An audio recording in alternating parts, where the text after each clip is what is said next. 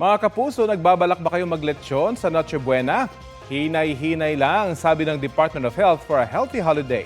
Sa Laloma, Quezon City naman, tumaas ang gastos ng mga lechonero dahil sa mga bagong patakaran kontra African Swine Fever. Balita hatid ni EJ Gomez. Tuwing Noche Buena o Medianoche, bida sa ilang handaan ang lechon. Sa lechon capital na Laloma, Quezon City, naglalaro na sa 12,000 to 25,000 pesos ang lechon.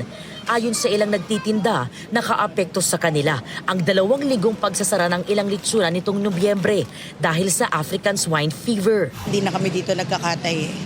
So, from slaughterhouse, may sasakyan na vehicle papunta dito. Kasi yun ang direktiba sa amin ng city. Para at least safe lahat ng baboy na pumapasok. Gayunman, di pa rin nawawala ng namimili. Hindi pa rin walang lechon eh. Traditional ng mga Pilipino.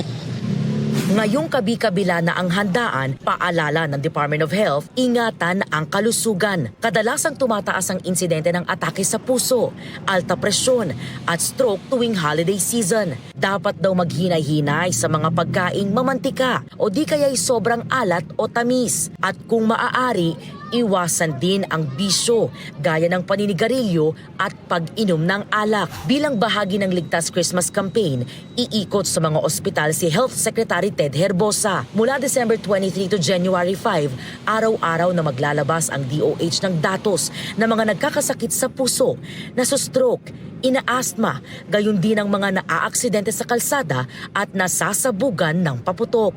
EJ Gomez, nagbabalita para sa GMA Integrated News.